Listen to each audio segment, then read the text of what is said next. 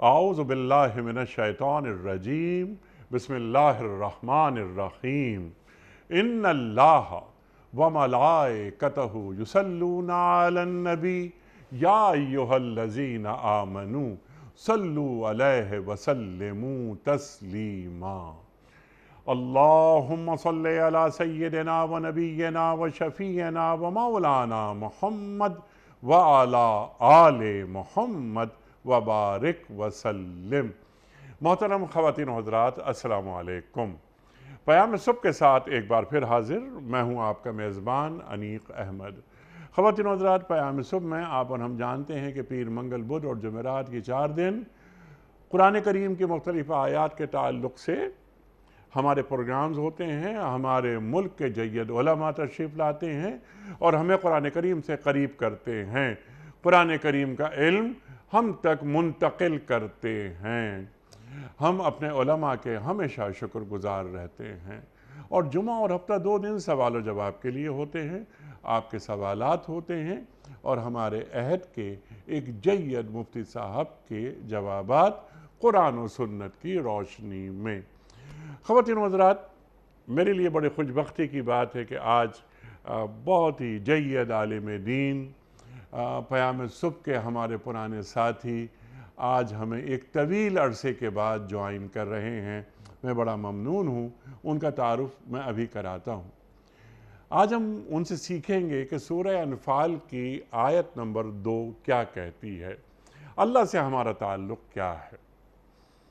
وَالَّذِينَ آمَنُوا أَشَدُّ حُبًّا لِلَّهِ، اللہ قرآن کریم میں فرماتا ہے کہ یہ جو اہل ایمان ہیں یہ اللہ سے ٹوٹ کر محبت کرتے ہیں۔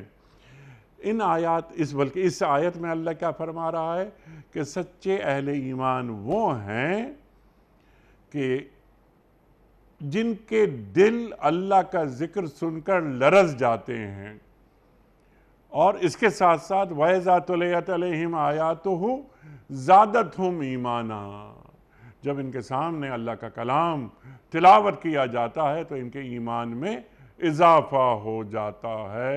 یہ اللہ پر بھروسہ کرتے ہیں۔ اللہ اکبر۔ خواتین و حضرات، بڑے بڑے موضوعات ہیں یہ، پھر قرآن کریم کی مختلف آیات سے اسے جوڑیں گے۔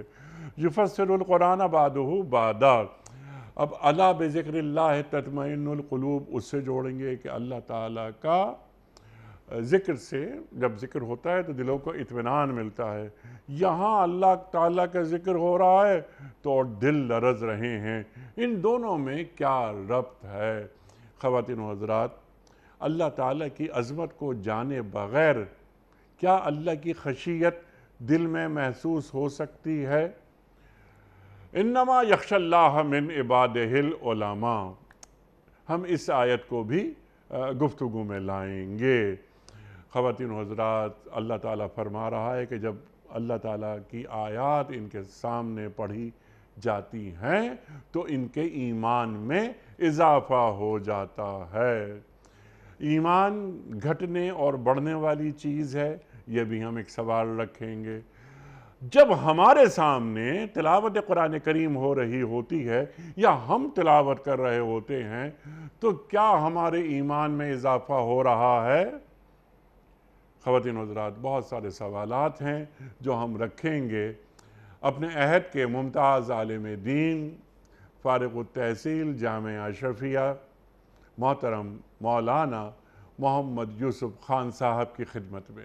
مولانا، آپ کو اندازہ نہیں شاید کہ آج میں کتنا خوش ہوں، اور ایک جو روحانی خوشی میسر آئی مجھے آپ کی آمد کی وجہ سے کہ ایک عرصے کے بعد، یعنی کئی سال، برس ہا برس کے بعد، سال ہا سال کے بعد آج مولانا محمد یوسف خان صاحب لاہور سے میرے مہمان ہیں۔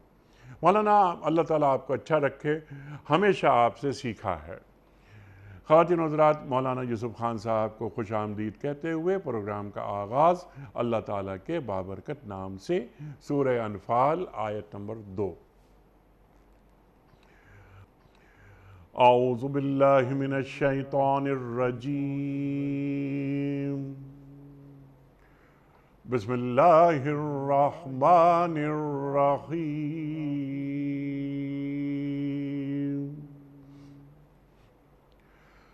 انما المؤمنون الذین اذا ذکر اللہ وجلت قلوبهم وَإِذَا تُلِيَتْ عَلَيْهِمْ آيَاتُهُ زَادَتْهُمْ إِيمَانًا وَإِذَا تُلِيَتْ عَلَيْهِمْ آيَاتُهُ زَادَتْهُمْ إِيمَانًا وَعَلَى رَبِّهِمْ يَتَوَكَّلُونَ صدق اللہ العظیم۔ سچے اہل ایمان تو وہ ہیں جن کے دل اللہ کا ذکر سن کر لرز جاتے ہیں، اور جب اللہ کی آیات ان کے سامنے پڑھی جاتی ہیں تو ان کا ایمان بڑھ جاتا ہے اور وہ اپنے رب پر اعتماد رکھتے ہیں۔ خواتین و حضرات، اس سے پہلے کہ ہم رکھیں آج کے پروگرام کے حوالے سے پہلا سوال مولانا یوسف خان صاحب کی خدمت میں، اس سے قبل کوئز۔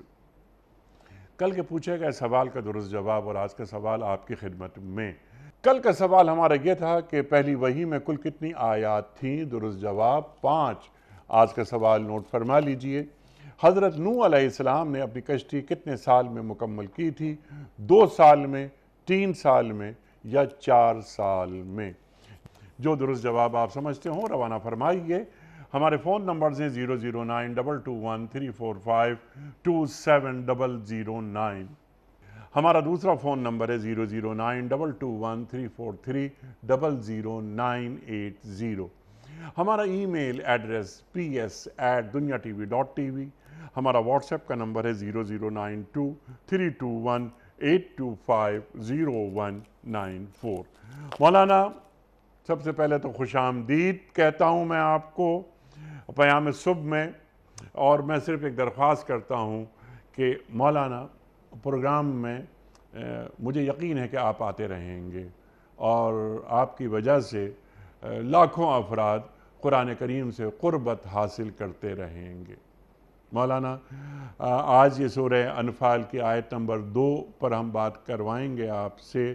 اللہ سے ہمارا تعلق کیا ہے؟ اللہ ہمیں کیسا دیکھنا چاہتا ہے؟ اللہ ہمیں کہاں دیکھنا چاہتا ہے؟ ارشاد۔ بسم اللہ الرحمن الرحیم۔ اللہ تعالیٰ نے سورہ انفال کی اس آیت نمبر 2 میں ایمان والوں کی 3 خصوصیات بتائی ہیں، بلکہ ایمان والوں کی 3 رد عمل اور ان کے 3 رویے بتائے ہیں۔ کہ شروع میں اللہ تعالیٰ نے اس آیت میں فرمایا انما المؤمنون الذین، کہ ایمان والے وہی لوگ ہیں۔ یہ جو ہم وہی کا ترجمہ کرتے ہیں، اس سے معلوم ہو یہ ایمان والوں ہی کی خصوصیات بیان ہو رہی ہیں، کیونکہ انما عربی میں حصر کے لیے آتا ہے، جس کا ہم ترجمہ کرتے ہیں ہی یا صرف۔ انما المؤمنون الذین اذا ذکر اللہ وجلت قلوبهم، کہ ایمان والے وہی ہیں کہ جب ان کے سامنے اللہ کا ذکر کیا جاتا ہے وجلت قلوبهم، تو عام مفسرین یہاں وجلہ کا ترجمہ بعض کرتے ہیں لرز جاتے ہیں، بعض ترجمہ کر رہے ہیں کہ ڈر جاتے ہیں۔ حقیقت یہ ہے کہ یہ جو لرزاہٹ ہے اور یہ جو ڈر ہے، یہ اس محبت کی وجہ سے ہے جو اللہ تعالیٰ نے اپنی نعمتیں دے دے کر بندے کے ذہن میں اچھی طرح ذہن نشین کروا دی۔ چنانچہ جب ہم یوں پڑھتے ہیں الذین اذا ذکر اللہ وجلت قلوبهم، کہ جب اللہ تعالیٰ کا ذکر ان کے سامنے کیا جاتا ہے تو ان کے دل لرز جاتے ہیں، ڈر جاتے ہیں۔ اب اللہ کے ذکر کی مختلف کیفیات اللہ نے قرآن مجید میں بتائیں۔ ایک تو یہ کہ الا بذکر اللہ تطمئن القلوب، کہ آگاہ رہو اللہ کے ذکر سے دلوں کو اطمینان ہوتا ہے، اور یہاں اس آیت میں آ رہا ہے کہ جب اللہ کا ذکر ان کے سامنے کیا جاتا ہے تو ان کا دل ڈر جاتا ہے۔ یہاں مفسرین نے لکھا کہ اصل میں یہ 2 کیفیات الگ الگ ہیں۔ ایک کیفیت وہ ہے جب انسان پریشان ہوتا ہے، اس کے ذہن پہ دباؤ ہوتا ہے، اس پر مختلف قسم کے مسائل پریشانیاں آتی ہیں، اس وقت یہ ذکر کرے تو اللہ کا ذکر کرنے سے اس کے دل میں سکون آتا ہے۔ اور جب ہم یوں کہتے ہیں کہ اللہ کے ذکر کرنے سے اس کا دل ڈر جاتا ہے، یعنی لرز جاتا ہے، معنی یہ ہے کہ اگر وہ مؤمن کسی وقت میں اللہ کی نافرمانی کر رہا ہو یا نافرمانی کا ارادہ کر رہا ہو، جیسے کہ انفال کے بارے میں، مال غنیمت کے بارے میں گزشتہ آیات میں بات ہوئی، اس وقت اگر اس کے ذہن میں آئے، جیسے مال غنیمت کے بارے میں ذہن میں آ رہا تھا ایمان والوں کے، کہ جو سامنے ہیں نوجوان وہ کہتے تھے کہ ہمیں مل جائے، اور جو بزرگ تھے، جو تجربہ کار لوگ جو پیچھے تھے، وہ کہتے تھے اصل تو ہمیں مل جائے۔ دوسری طرف وہ حضرات جو کہ نبی کریم صلی اللہ علیہ وسلم کے حفاظت کے لیے معمور تھے، انہوں نے سمجھا کہ مال غنیمت ہمارے لیے، ہم زیادہ حقدار ہیں۔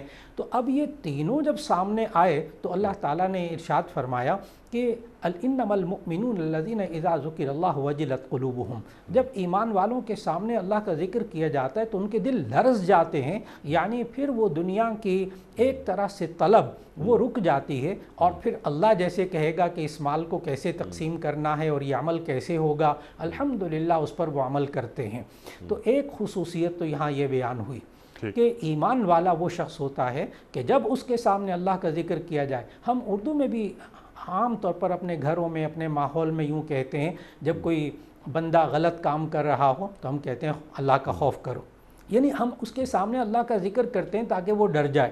کوئی ملاوٹ کرتا ہوا نظر آئے تو ہم کہتے ہیں کہ بھائی آپ اس میں ملاوٹ نہ کرو، اللہ سے ڈرا کرو، خدا کا خوف کرو، یعنی معنی یہ ہے کہ اس کا دل لرز جائے اور یہ اللہ کی نافرمانی سے باز آ جائے۔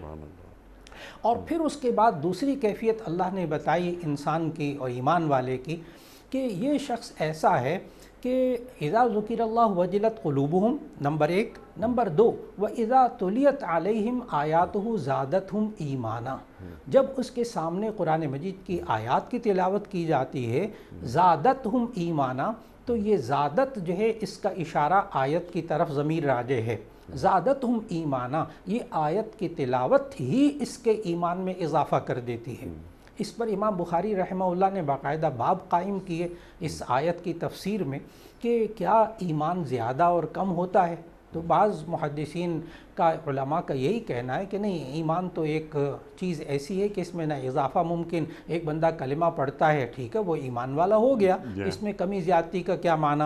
لیکن جو محققین علماء ہیں وہ یوں فرماتے ہیں کہ نہیں، ایمان تو لایا وہ بندہ، لیکن اس کے بعد اس کے ایمان میں اضافہ بھی ہوتا ہے، کمی بھی ہوتی ہے۔ جیسے ایک بندہ ہے وہ چھوٹی موٹی مشکلات میں بھی وہ ٹھنڈے پانی سے بھی وضو کرے گا، آج کل گرمی کا موسم اگر ہے تو وہ گرمی کے موسم میں بھی ظہر کی نماز پڑھنے جا رہا، تو یا وہ مشکل حالات میں بھی اللہ کے حکم پر عمل کر رہا، تو کہا جائے گا کہ اس کی ایمانی قوت بہت زیادہ ہے۔ اور بسا اوقات انسان معمولی باتوں کی وجہ سے اللہ اور اس کے رسول صلی اللہ علیہ وسلم پر حکم پر عمل نہیں کرتا، تو یوں کہا جاتا ہے کہ بھائی ذرا ایمان کمزور ہو گیا، ایمانی قوت میں اب کمی آ گئی۔ تو بالکل اسی طرح حالات کو دیکھتے ہوئے اور انسان کے عمل کو دیکھتے ہوئے یہ معلوم ہوتا ہے کہ ایمان میں اضافہ بھی ہوتا ہے، کمی بھی ہوتی ہے۔ جب ان کے سامنے اللہ کی آیات تلاوت کی جاتی ہیں، وَإِذَا تُلِيَتْ عَلَيْهِمْ آیَاتُهُ زَادَتْهُمْ ایمانا، تو یہ ایمان میں اضافہ کرتی ہے۔ بلکہ میں تو یہاں تک عرض کروں گا کہ بہت بڑے بڑے قراء جب قرآن مجید کی تلاوت کرتے ہیں، بہت بڑے کفار کے، غیر مسلموں کے مجمع میں، تو وہاں زادتہم ایمانا تو بڑی بات ہے، وہاں تو ایمان نئے سرے سے دلوں میں پھوٹ اٹھتا ہے، اور الحمدللہ سینکڑوں لوگ ان آیات کو دیکھ کر اسلام قبول کر لیتے ہیں، اس لیے کہ اللہ تعالیٰ کی آیات میں اللہ نے تاثیر رکھی ہے، اور اسی تاثیر سے تو وہ کفار بچنا چاہتے تھے۔ جب وہ قرآن مجید کی آیات پڑھی جاتی تھی تو وہ اپنی کانوں میں انگلیاں ٹھوس لیتے تھے کہ ہمیں آواز نہ آئے، کیونکہ ان کو یقین تھا اس بات کا کہ اگر یہ کانوں میں پڑ گئے نا اللہ کے کلمات تو یہ اپنا اثر دکھا دیں گے اور لوگ ایمان قبول کر لیں گے۔ بالکل اسی طرح ایمان والا جب سنتا ہے، خاص طور پر آج کی دنیا میں بہت سے لوگ ایسے ہیں جو مایوس ہو جاتے ہیں، بیمار ہو جاتے ہیں، اور ان میں مایوسی آنے لگتی ہے اور ان کی ایمانی قوت کمزور ہونے لگتی ہے، تو وہ سورۃ الرحمن کی تلاوت لگا کے سنتے ہیں۔ بہت سے ہسپتالوں میں مریضوں کو دیکھا کہ وہ سورۃ الرحمن کی تلاوت لگا کے سنتے ہیں، اور چند ہفتوں میں، چند دنوں میں بڑی شدید بیماری کی کیفیت میں بھی اللہ ان کو شفا بھی عطا فرما دیتا ہے اور ان کی ایمانی قوت میں اضافہ بھی ہوتا ہے۔ اور تیسری بات اللہ تعالیٰ نے جو اس آیت میں فرمائی دوسری یہ تھی کہ اذا تلیت علیہم آیاتہ زادتہم ایمانا، اور تیسری بات اب یہ وعلی ربہم یتوکلون، سبحان اللہ، یہ ایمان والے ہی ہیں جو اپنے رب پر توکل کرتے ہیں، بھروسہ کرتے ہیں۔ آج توکل کا مفہوم قرآن حکیم کی زبان میں سمجھنا بہت ضروری ہے کہ یہ انسان اسباب اختیار کر کے پھر اسباب پر بھروسہ نہ کرے بلکہ اللہ کی ذات پر بھروسہ کرے، مسبب الاسباب پہ بھروسہ کرے جی، اور نتائج جو ہے وہ اللہ پہ چھوڑ دیں۔ آج ہم بسا اوقات جو ہیں وہ نتائج کے بھی اپنے ذمے لے لیتے ہیں، اپنے ذہنوں پہ سوار کر لیتے ہیں۔ اللہ تعالیٰ نے ہمیں قرآن مجید میں بار بار سمجھایا تم کوشش کرو، تمہیں انشاءاللہ تمہاری کوشش کا اجر و ثواب ملے گا، بدلہ ملے گا۔ اگر یہ کام تمہاری مرضی کے مطابق ہو جائے تو اللہ کا شکر ادا کرو، اور اگر تمہاری مرضی کے مطابق نہ ہو تو اس پر پھر صبر کرو۔ اور نبی کریم صلی اللہ علیہ وسلم نے اس توکل کو ایک صحابی کو بڑی اچھی طرح سمجھایا۔ ہمارے میں سے بعض اوقات نا معاشرے کے اندر توکل کا لفظ سن لیتے ہیں اور اسباب اختیار نہیں کرتے، کاہلی کی وجہ سے، کام چوری کی وجہ سے، طبیعت کی سستی کی وجہ سے، غفلت کی وجہ سے۔ نبی کریم صلی اللہ علیہ وسلم کے سامنے ایک صحابی آئے تو نبی صلی اللہ علیہ وسلم نے پوچھا کہ کس پر آئے ہیں؟ کہنے لگے جی میں وہ اونٹ پر بیٹھ کر آیا ہوں۔ تو نبی صلی اللہ علیہ وسلم نے پوچھا کیا اس کو باندھ کر آئے ہو؟ تو ان صحابی نے کہا نہیں یا رسول اللہ، میں اللہ پہ توکل کر کے اس کو چھوڑ کر آیا ہوں۔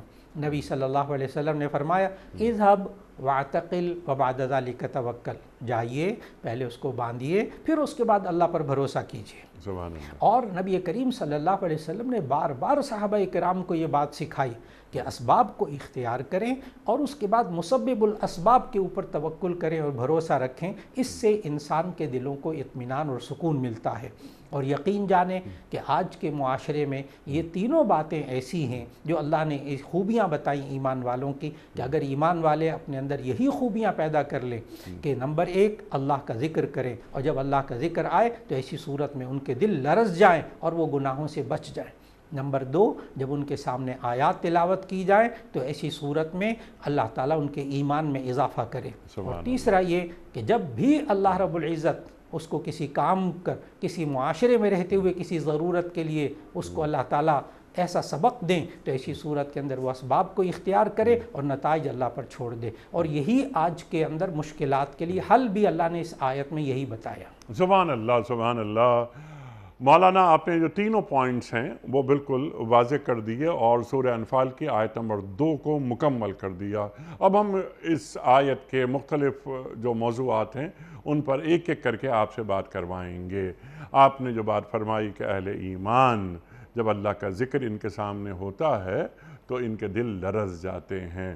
پھر آپ نے حشر کی بھی بات فرما دی، اور سچے اہل ایمان وہی ہیں، اللہ تعالیٰ ارشاد فرما رہا ہے۔ مولانا میرا پہلا سوال آپ کی خدمت میں یہ ہے کہ کیا اللہ تعالیٰ کی عظمت، اللہ تعالیٰ کی کبریائی کی معرفت کے بغیر اللہ کی خشیت ممکن ہے؟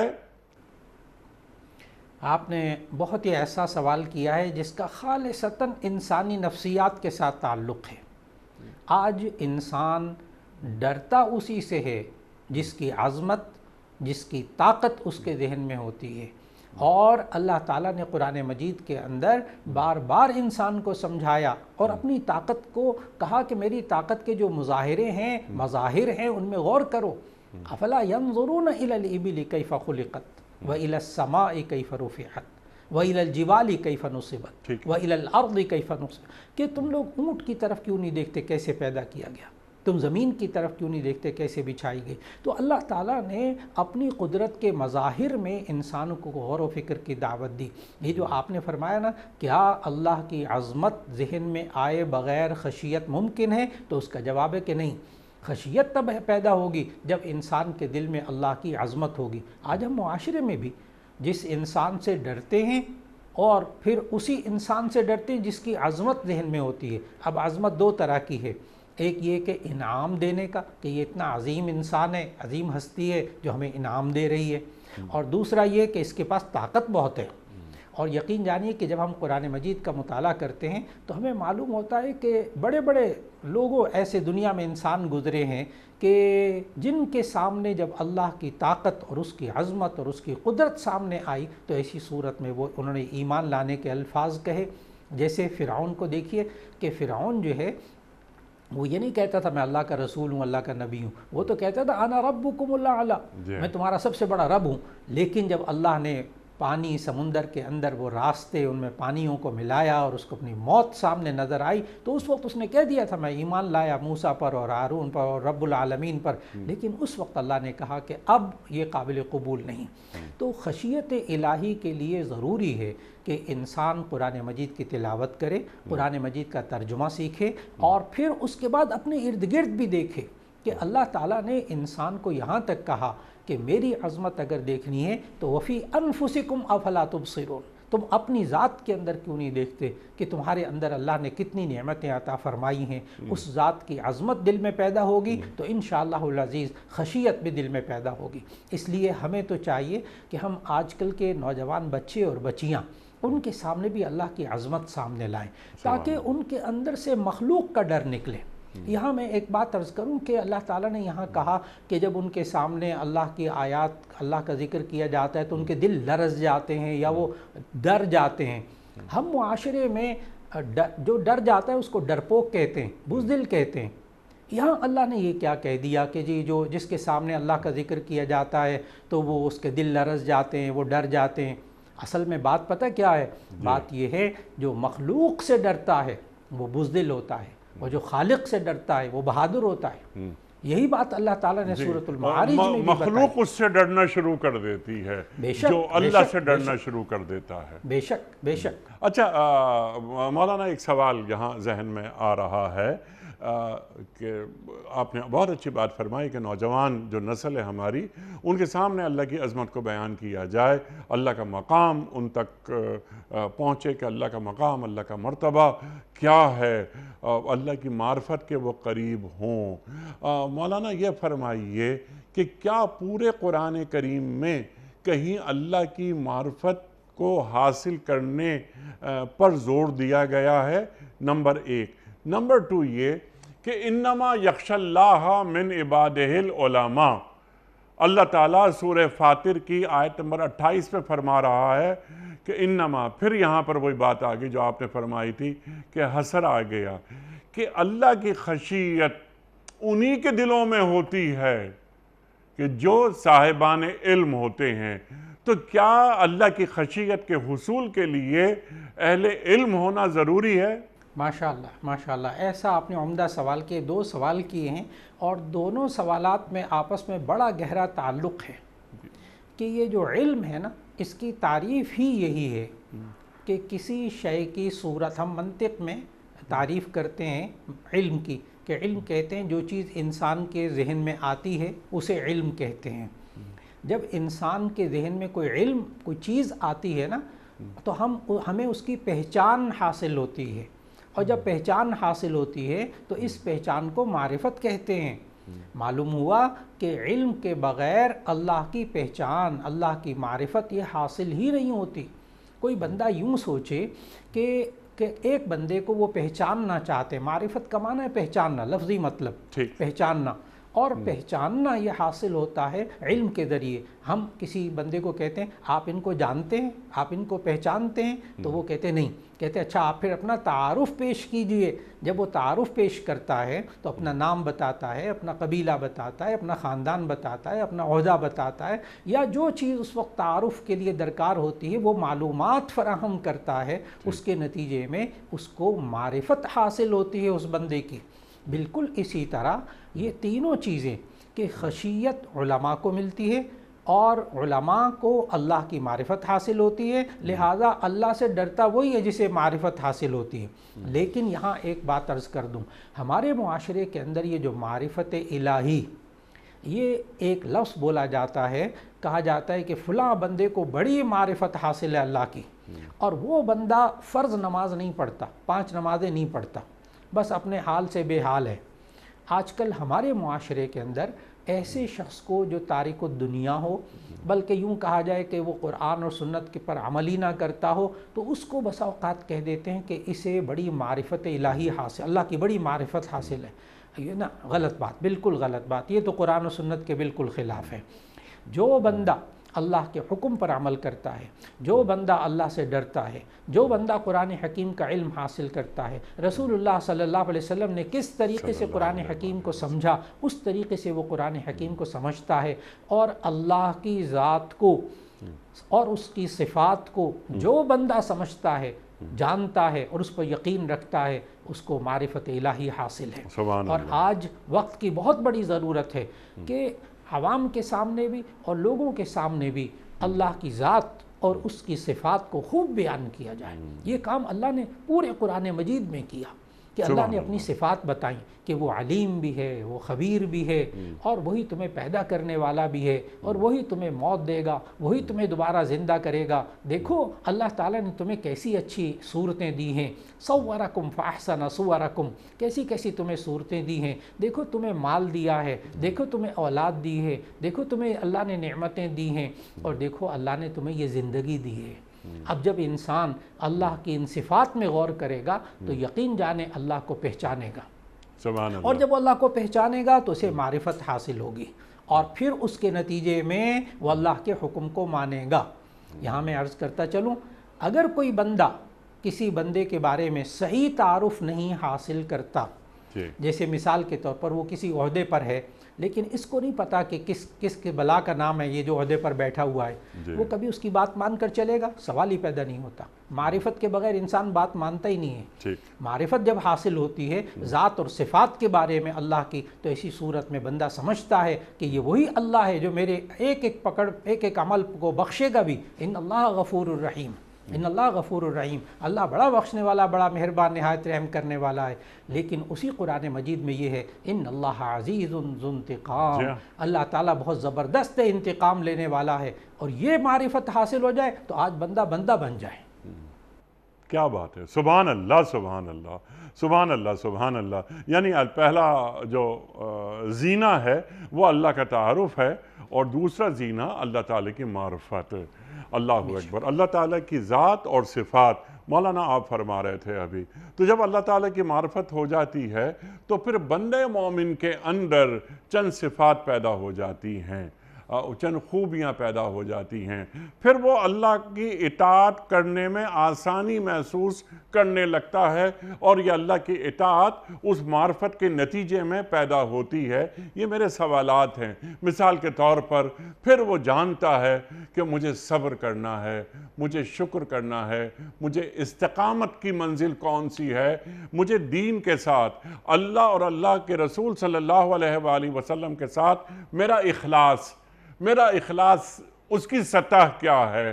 تو ان تمام باتوں کا تعلق مولانا کیا اللہ تعالیٰ کی معرفت سے ہے؟ اگر معرفت ہی مکمل نہیں ہوئی تو اللہ کی اطاعت بھی صحیح انداز سے نہیں کی جا سکتی۔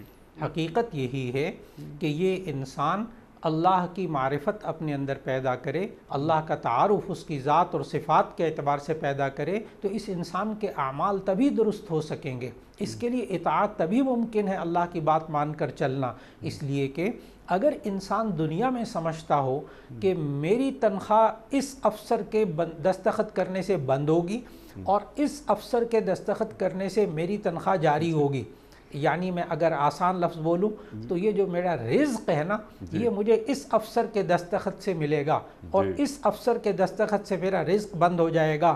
اگر انسان اس کو اسی افسر کو رازق سمجھنا شروع کر دے تو معلوم ہوگا اس کو اللہ کی معرفت حاصل نہیں ہے۔ کیا بات ہے، واہ اور اللہ کی معرفت اس شخص کو حاصل ہوگی جو بندوں کو رازق نہیں سمجھے گا، ہاں یہ سمجھے گا یہ بندہ وسیلہ ہے، یہ ذریعہ ہے رزق پہنچانے کا، اللہ نے اس بندے کو اسی لیے وقف کیا ہوا ہے کہ یہ مجھ تک رزق پہنچا دے، لیکن رازق اللہ ہے۔ وہ سمجھے کہ نہ ماں باپ رازق ہیں، نہ کوئی بندہ رازق ہے۔ لیکن اگر یہ انسان اولاد دینے والا اللہ کے علاوہ کسی اور کو سمجھے گا، شفا دینے والا کسی اور کو سمجھے گا، تو آج کل ہوتا کیا ہے کہ انسان بیمار ہوتا ہے، اللہ تعالیٰ سب بیماروں کو شفا عطا فرمائے، سب کو بیماریوں سے محفوظ رکھے۔ کسی بندے کو دل کی تکلیف ہوتی ہے تو اسے پوچھا جائے کہ جی آپ سنا تھا بیمار ہوئے ہیں، آپ کا ہارٹ آپریشن ہوا ہے، کیا خیریت ہے؟ کہہ رہے ہیں ہاں مجھے ہارٹ اٹیک ہو گیا تھا، بس اس کے بعد پھر مجھے فوراً اسپتال لے گئے تھے، بہترین ڈاکٹر تھے، بہترین اسپتال تھا، اور وہ جو فلاں معالج ہے وہ کمال کا معالج ہے، اور پھر وہ دوائیاں نہیں مل رہی تھی، میں نے بے تحاشا پیسہ خرچ کیا اور میرا ٹھیک ہو گیا میں۔ اب آپ دیکھیے گا اس پوری اسٹیٹمنٹ کے اندر ایک دفعہ اس نے اللہ کا نام نہیں لیا۔ کاش کہ وہ یوں کہتا بس اللہ کی طرف سے آزمائش آ گئی تھی، مجھے دل کی تکلیف ہو گئی تھی، اور اللہ کا ہی شکر ہے کہ اللہ نے ایک ڈاکٹر کو دے دیا، مسیحا بنا کے بھیج دیا، اس کے ہاتھ میں اللہ نے بڑی شفا رکھی تھی، پھر اللہ نے توفیق دی، ہسپتال بھی بڑا اچھا مل گیا، بڑے لوگ تعاون کرنے والے تھے، اللہ ان کو جزائے خیر دے۔ اور دیکھیں پیسہ تھا میرے پاس، اللہ نے دیا ہوا تھا، تو دوائیاں نہیں مل رہی تھیں، میں نے باہر سے دوائیاں منگا لی، اب کتنے غریب بیچارے ان کو دوائیاں نہیں ملتی۔ اب دیکھیے گا اس نے کتنی دفعہ اللہ کا نام لیا، صرف اس لیے کہ اس کو اللہ کی معرفت حاصل، اللہ کو رازق سمجھتا تھا۔ جی سبحان اللہ سبحان اللہ، یعنی اللہ تعالی ہماری زندگی میں شامل ہو جائے۔ یہ جو نکتہ آپ سے ہم نے سیکھا۔ اچھا اس سے پہلے کہ ہم مزید آگے بڑھیں، 2 پوائنٹس مزید ہیں، آیات کی تلاوت اور توکل، ان دونوں پہ آپ سے بھی ہم بات کروائیں گے، لیکن اس سے قبل ہم چاہتے ہیں کہ یہ جو پہلا نکتہ ہے اس کا اختتام کر دیں ایک سوال پر۔ علامہ صاحب، مولانا صاحب، جو کچھ ہم نے آپ سے سیکھا اور اس کی جو تعریف اور تعارف وغیرہ سب ہمارے سامنے آپ نے پہنچا دی کہ دین کا تقاضا کیا ہے، اور اس میں بہت ساری آیات قرآن کریم کی آئیں، پھر یہ خشیت کے نتیجے میں محبت یا محبت کے نتیجے میں خشیت، یہ تمام مراحل طے کرنے کے بعد ایک سوال یہ اٹھتا ہے مولانا کہ جو پیغام آپ نے ہمیں دیا اور جو دین جس طرح ہمارا تعلق اللہ سے دیکھنا چاہتا ہے، کیا مسلمان ریاستوں میں یہ تعلق یعنی کلمہ گو افراد کا تعلق کیا اس انداز میں اللہ سے قائم ہوا ہے؟ آپ اس طرح دیکھتے ہیں؟ حقیقت یہ ہے کہ اس میں ہمارے معاشرے کے اندر جو کیفیت ہے کہ علم تو ہے کہ اللہ ایک ہے، اللہ رازق ہے، علم تو ہے، اللہ کو بھی پہچانتے ہیں، اللہ کے رسول صلی اللہ علیہ وسلم کو بھی پہچانتے ہیں، قرآن کو بھی پہچانتے ہیں۔ جو ایمان والے ہیں وہ جو کہتے ہیں ہم مسلمان ہیں، میں ان کی بات صرف کروں تو ہمیں سورۃ البقرہ کی ایک آیت ذہن میں رکھنی ہوگی کہ جو اللہ تعالیٰ نے اس وقت فرمایا یعرفونہ کما یعرفون ابناءہم، کیا بات ہے، سبحان کہ اللہ۔ یہ لوگ اب یعرفونہ میں تمام مفسرین لکھتے ہیں کہ یعرفونہ میں ہو ضمیر جو ہے یعرفونہ یہ ہو ضمیر محمد صلی اللہ علیہ وسلم کی طرف بھی راجع ہے، یہ ضمیر قرآن کی طرف بھی راجع ہو سکتی ہے، یہ ضمیر اللہ کی طرف بھی راجع ہو سکتی ہے، یعنی یعرفونہ کما یعرفون ابناءہم، وہ محمد صلی اللہ علیہ وسلم کو، وہ قرآن کو، وہ اللہ کو اس طرح پہچانتے تھے کما یعرفون ابناءہم۔ جی مولانا آپ کی اجازت سے، میں آپ کی اجازت سے، میرا سوال تھا اہل ایمان کے حوالے سے، مسلمان ریاستوں کے حوالے سے، یہ یعرفونہ کما یعرفون ابناءہم یہ بنی اسرائیل کے حوالے سے بات ہو رہی ہے نا؟ بالکل بالکل بالکل، تو میں نے عرض کیا کہ وہ تو اہل ایمان محمد مصطفیٰ احمد مجتبیٰ صلی اللہ علیہ وآلہ وسلم اللہ کا پیغام ان تک پہنچا رہے ہیں، قرآن کا تعارف کروا رہے ہیں، اپنی رسالت کا تعارف کروا رہے ہیں، وہ نہیں مان رہے۔ یہ اس طرح جانتے ہیں، اس طرح پہچانتے ہیں سرکار دو عالم صلی اللہ علیہ وآلہ وسلم کو جس طرح یہ اپنی اولاد کو پہچانتے ہیں۔ بے شک بے شک۔ لیکن میرا سوال یہ ہے، ابھی بنی اسرائیل یا غیر مسلم، یہ تو قرآن کریم انسانیت کے لیے ہے، ہمارے رسول صلی اللہ علیہ وآلہ وسلم تمام کائناتوں کے لیے ہیں، انی رسول اللہ علیکم جمیعا قرآن کریم نے فرما دیا۔ میرا سوال سمپل سا یہ تھا، ہم امت محمدیہ صلی اللہ علیہ وآلہ وسلم کا حصہ ہیں، آپ نے تعارف کروایا اللہ کا، اب قیامت تک اللہ کا وہ تعارف ہوگا جو محمد مصطفیٰ نے کرایا صلی اللہ علیہ وآلہ وسلم۔ تو اس تعلق کو آپ کیا عالم اسلام میں پاتے ہیں کہ اللہ کا اور بندے کا تعلق ہاں یہ ہوتا ہے؟ اللہ کے رسول صلی اللہ علیہ وآلہ وسلم سے پوچھا گیا کہ اللہ والا کون ہوتا ہے؟ آپ نے کیا فرمایا؟ اللہ والا وہ ہوتا ہے جسے دیکھ کے اللہ یاد آ جائے۔ اللہ اکبر۔ تو یہ تعلق کیسے پیدا ہوتا ہے اللہ سے ایک بندے کا؟ آپ نے بہت خوبصورت اور سوال بھی اٹھایا اور بات بھی فرمائی کہ دراصل مسلمان کے اندر وہ کیفیات کیوں نہیں آتی کہ جو اللہ تعالیٰ نے قرآن مجید میں بیان فرمائی کہ ایمان والوں کے یہ عمل ہوتے ہیں، یہ عمل ہوتے ہیں، اور اس کی وجہ حقیقتاً یہ ہے کہ یہ کوتاہی موجود ہے مسلمانوں کے اندر، ایک انفرادی طور پر بھی اور اجتماعی طور پر بھی، یعنی معاشرتی طور پر بھی اور خاندانی طور پر بھی، ایک انسان کے گھر میں بھی، ایک انسان کی قوم میں بھی، مسلمانوں کے اندر یہ واقعی کوتاہیاں موجود ہیں۔ لیکن ان کوتاہیوں کو دور کیسے کیا جائے گا، اس کے لیے پھر نبی صلی اللہ علیہ وسلم نے جو اصول بتایا تھا کہ یہ انسان جب اللہ اور اس کے رسول صلی اللہ علیہ وسلم کے احکامات پر اپنی زندگی میں عمل نہیں کرتا تو یہ بھٹکا ہوا انسان ہے۔ آج میں عرض کروں کہ آپ نے جو سوال کیا کہ امت مسلمہ میں یہ بھٹکنا کیوں بنا، یہ کیوں راہ راست سے ہٹے، اور اس کی وجہ کیا ہوئی، جبکہ ان کے سامنے قرآن مجید بھی موجود ہے، ان کے سامنے سنت رسول اللہ صلی اللہ علیہ وسلم بھی موجود ہے۔ اس کا اللہ تعالیٰ نے سورۃ الاحزاب کی ایک آیت میں جواب دیا، جہاں اللہ تعالیٰ نے فرمایا لَقَدْ كَانَ لَكُمْ فِي رَسُولِ اللَّهِ أُسْوَةٌ حَسَنَةٌ لِمَنْ كَانَ يَرْجُو اللَّهَ وَالْيَوْمَ الْآخِرَ وَذَكَرَ اللَّهَ كَثِيرًا، کہ یہ رسول اکرم صلی اللہ علیہ وسلم کی ساری زندگی ہمارے لیے مشعل راہ ہے، لیکن کیوں نہیں بناتے مشعل راہ؟ اللہ نے اس کے 3 وجوہات بتائے۔ دیکھیں 3 خوبیاں پیدا کریں گے تو یہ سب کچھ اسلامی تعلیمات ہمارے لیے مشعل راہ ہوں گی۔ کس کے لیے؟ لمن کان یرجو اللہ، جو اللہ سے امید لگائے رکھے گا۔ آج ہم مسلمان جب اللہ سے مایوس ہو جاتے ہیں تو پھر ہمیں دین پر عمل کرنا بہت مشکل نظر آتا ہے۔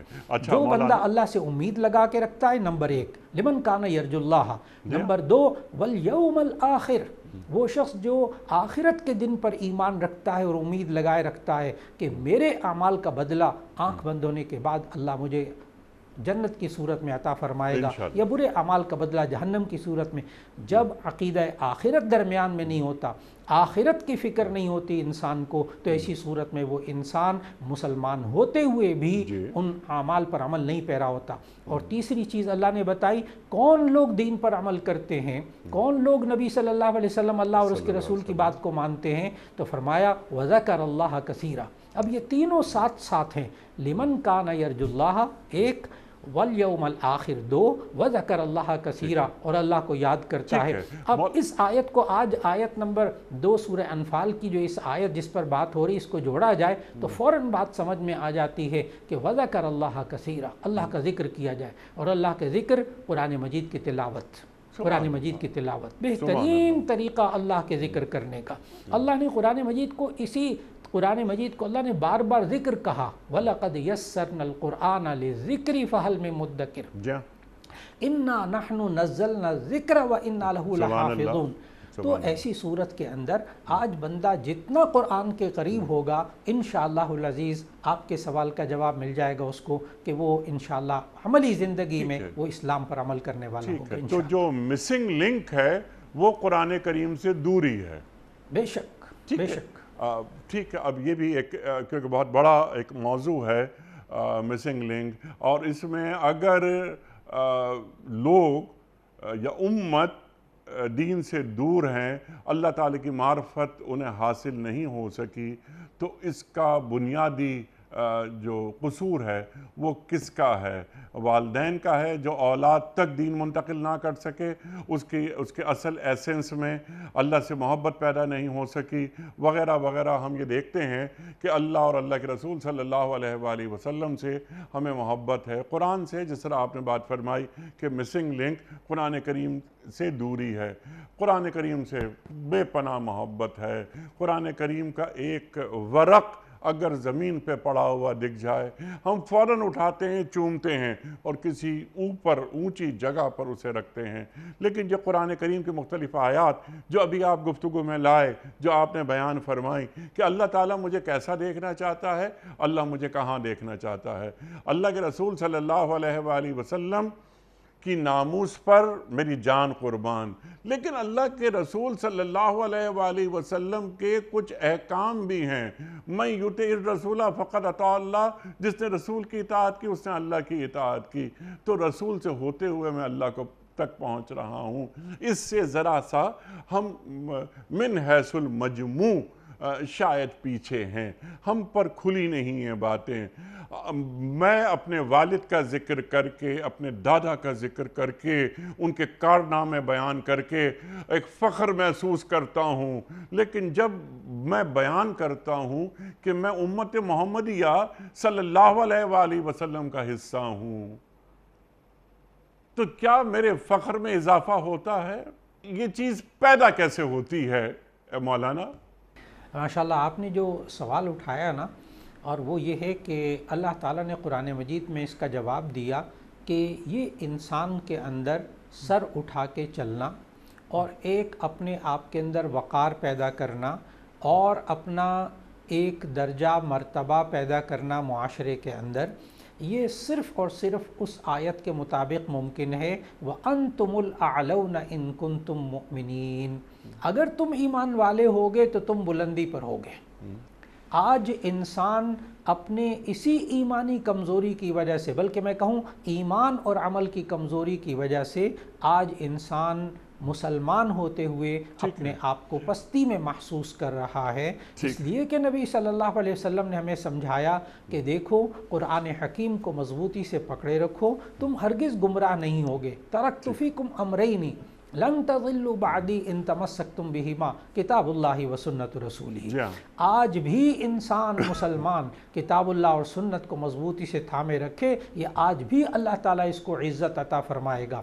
لیکن جہاں انسان یہ سمجھنا شروع کر دے کہ میں مسلمان ہوں اور اپنے آپ کو کمتر محسوس کرے، اللہ کی رحمت سے مایوس ہو، اور قرآن کی جو عظمت ہونی چاہیے اور جو اللہ اور اس کے رسول کا احترام ہونا چاہیے، اس احترام کے نتیجے میں وہ عمل نہ کر رہا ہو، تو اس کی بے عملی کی وجہ سے آج یہاں تک پہنچنا پڑا کہ مسلمان کی شان ہی کوئی نہیں رہی دوسرے لوگوں کے سامنے، مسلمان خود اپنے آپ کو احساس کمتری میں رکھ رہا۔ آج اس انسان کو اپنی ایمانی قوت کو بڑھانا ہوگا، ایمانی قوت میں اضافہ کرنا ہوگا، اور اس کا طریقہ اللہ اور اس کے رسول صلی اللہ علیہ وسلم سے محبت اور اطاعت۔ اگر اطاعت میں کمی ہوگی تو پھر یہ اور زیادہ پستی میں چلتا جائے گا۔ جی بجا فرمایا آپ نے۔ یقیناً قرآن کریم کو سمجھنا، اس پر عمل کرنا یہ تقاضا ہے، لیکن اس کے لیے کوئی ایک کریٹیکل پاتھ ہوتا ہے، کوئی ایک روڈ میپ ہوتا ہے، وہ بنایا جاتا ہے، کام کیا جاتا ہے۔ پھر جس طرح میں نے سوال اٹھایا تھا کہ مسنگ لنک کیا ہے، وہ مسنگ لنک امت کو بتایا جائے کہ تم کس کے امتی ہو اور تمہارا اللہ کون ہے، جو ابھی آپ نے آیت تلاوت فرمائی قرآن کریم کی کہ وَلَا تَهِنُوا وَلَا تَحْزَنُوا أَنْتُمُ الْأَعْلَوْنَ إِن كُنتُم مُؤْمِنِينَ۔ اللہ اکبر۔ پھر ہمیں غمناک ہونے کی ضرورت کیا ہے، ہمیں پریشان ہونے کی ضرورت کیا ہے؟ وَلَا خَوْفٌ عَلَيْهِمْ وَلَا هُمْ يَحْزَنُونَ والی کیفیت آ جاتی ہے، خوف بھی نہیں، حزن بھی نہیں۔ اچھا علامہ صاحب یہ ارشاد فرمائیے مولانا کہ کیونکہ موضوع تو بہت بڑا ہے اور شاید اس کو پورا ہم احاطہ بھی نہ کر پائیں۔ وَإِذَا تُلِيَتْ عَلَيْهِمْ آيَاتُهُ زَادَتْهُمْ ایمانا۔ آپ نے تو تعلیم ہمیں کر دیا، یہ آیت کھول دی بالکل، لیکن ہم ٹو ڈوز کرنے کے کام، مولانا جب میں تلاوت کر رہا ہوں میں کسی اور کی بات نہیں کرتا، تلاوت میں کر رہا ہوں، تو کیا میرے ایمان میں اضافہ ہو رہا ہے، یا ایک میکینیکل انداز میں نے قرآن کریم کھولا، یا اگر مجھے قرآن کریم یاد ہے تو میں گاڑی میں آ کے بیٹھا یا گھر میں ہوں، ٹہل رہا ہوں، قرآن کریم کی آیات کا ورد کر رہا ہوں، تو کیا میرے ایمان میں اضافہ ہو رہا ہے؟ یہ آپ کا اتنا اہم سوال ہے کہ جس کی آج وقت کی بہت بڑی ضرورت ہے کہ اس مسلمان کو احساس دلایا جائے کہ جب انسان قرآن مجید کی تلاوت کرتا ہے تو اس کی ایمانی قوت میں کیسے اضافہ ہوتا ہے، اور وہ اس کی وجہ یہ ہے کہ ایک انسان قرآن مجید کی تلاوت کرتا ہے، وَإِذَا تُلِيَتْ عَلَيْهِمْ آيَاتُهُ زَادَتْهُمْ ایمانا، جب ان کے سامنے قرآن مجید کی آیتیں تلاوت کی جاتی ہیں تو ان کے ایمان میں اضافہ ہوتا ہے۔ لیکن یہ تب ہے جب کہ وہ قرآن سمجھ کے پڑھ رہا ہو۔ سبحان اللہ، سبحان اگر قرآن حکیم کو اس نے ٹھیک ہے، جیسے آپ نے ابھی مجھے بتایا کہ جی وہ گاڑی میں بیٹھ کر پڑھ رہے ہیں، گاڑی میں بیٹھ کر سن رہے ہیں، کیسٹ لگائی ہوئی ہے، یا اس نے جو ہے نا وہ دوسری آلات لگا کر وہ گاڑی میں سن رہا ہے، گھر میں سن رہا ہے، ٹھیک ہے، بالکل ٹھیک ہے، لیکن ایک ہے تلاوت۔ تلاوت وہ ہے جب کوئی انسان تلاوت کرتا ہے، انسان پڑھتا ہے۔ نبی کریم صلی اللہ علیہ وسلم جب تلاوت فرماتے تھے تو صحابہ کے ایمان میں اضافہ ہوتا تھا۔ سبحان اللہ۔ کیسے اضافہ ہوتا تھا؟ اس لیے کہ ان کو ترجمہ آتا تھا قرآن کا۔ ادھر نبی صلی اللہ علیہ وسلم قرآن حکیم کی تلاوت کرتے تھے، ادھر صحابہ کو ماشاءاللہ اس کا ترجمہ آ جاتا تھا۔ جب ترجمہ آ جاتا تو ان کو سمجھ میں آتا تھا، جب سمجھ میں آتا تھا تو ایسی صورت میں ان کے ایمان میں اضافہ ہوتا تھا۔ میں ایک چھوٹی سی مثال دیتا ہوں کہ اگر انسان کو ترجمہ آئے تو اس کے ایمان میں اضافہ کیسے ہوتا ہے، اور ترجمہ نہ ہو ذہن میں تو ایمان میں اضافہ نہیں ہوتا۔ اس کی میں مثال دینے لگا ہوں۔ ایک آیت ہے سورۃ البقرہ کی۔ انسان کبھی کبھی کوشش کرتا ہے کہ میری آرزو ہے مجھے فلاں جگہ پلاٹ مل جائے، فلاں جگہ گھر مل جائے، اور کبھی نوجوان چاہتا ہے میری فلاں جگہ شادی ہو جائے۔ یہ آرزویں ہیں، لیکن کبھی کبھی آرزو پوری نہیں ہوتی، اللہ تعالیٰ اس کا نعم البدل دے دیتا ہے، راستہ بدل دیتا ہے۔ اب میں وہ آیت پڑھنے لگا ہوں جس کا تعلق تو جہاد کے ساتھ ہے، لیکن اللہ تعالیٰ نے اس میں ایک بات ہمیں سمجھائی کہ دیکھو تم بسا اوقات کسی چیز کو پسند کرتے ہو اور اس میں تمہارے لیے شر ہوتا ہے، اور کبھی کبھی تم کسی چیز کو ناپسند کرتے ہو اور وہ اس میں تمہارے لیے خیر ہوتی ہے۔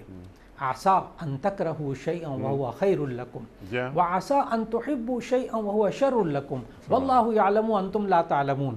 اب دیکھیے، ایک مایوس طالب علم ہو میرے سامنے بیٹھا ہوا جس کا FSC کا رزلٹ بڑا خراب آیا، اب وہ یا اس نے کہیں شادی کرنی تھی، وہ شادی نہیں ہوئی، اب وہ جناب ڈپریس ہو رہا ہے، دبا کے ذہنی دباؤ میں پڑا ہوا ہے۔ اب میں اس کے سامنے یہ آیت تلاوت کروں گا نا، تو اگر اس کو ترجمہ نہیں آتا تو اس کے ایمان میں کوئی فرق نہیں پڑے گا۔ وہ کہے گا ٹھیک ہے ایک آیت تلاوت کی ہے، لیکن جب اس کو ترجمہ آتا ہوگا، یا میں اس کو ترجمہ بتا دوں گا کہ دیکھو بیٹا میں جو آپ کو بات کہہ رہا ہوں، ٹھیک ہے آپ کی وہاں شادی نہیں ہوئی، وہ رشتہ آپ کے ہاں نہیں آیا، کوئی بات نہیں، عسیٰ ان تکرہوا شیئا وہو خیر لکم، ہو سکتا ہے آپ کسی چیز کو ناپسند کرتے ہوں اور وہ آپ کے لیے بہتر ہو، وعسیٰ ان تحبوا شیئا وہو شر لکم، اور ہو سکتا ہے آپ کسی چیز کو پسند کرتے ہوں اور وہ آپ کے لیے بری ہو، واللہ یعلم وانتم لا تعلمون، اللہ جانتا ہے تم نہیں جانتے۔ بیٹا وہاں رشتہ نہیں ہوا، کوئی بات نہیں، اس میں خیر ہوگی، اللہ نے خیر رکھی ہوگی۔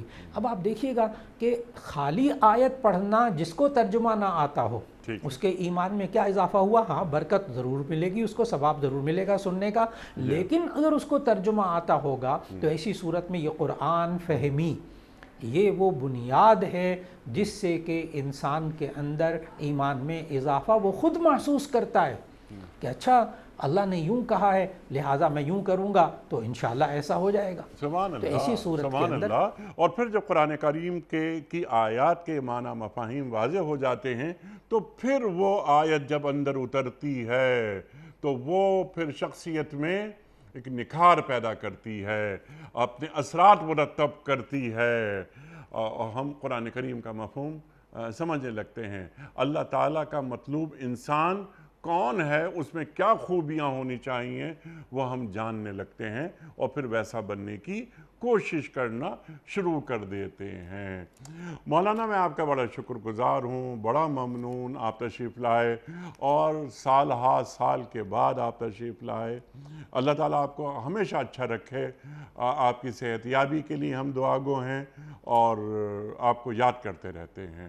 لیکن جو میں نے آغاز میں عرض کیا تھا میں اس کو دہرا دیتا ہوں کہ مولانا اب اتنے لمبے لمبے گیپ نہیں ہونے چاہیے انشاءاللہ۔ خواتین و حضرات، وقت مکمل ہوا ہمارے آج کے پروگرام کا۔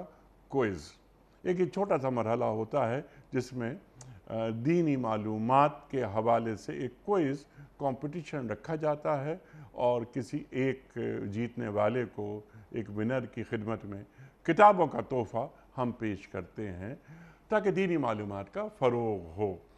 ہمارا کل کا سوال یہ تھا کہ پہلی وحی میں کل کتنی آیات تھیں؟ درست جواب 5 آیات۔ آج کا سوال نوٹ فرما لیجئے۔ حضرت نوح علیہ السلام نے اپنی کشتی کتنے سال میں مکمل کی تھی؟ 2 سال میں، 3 سال میں یا 4 سال میں؟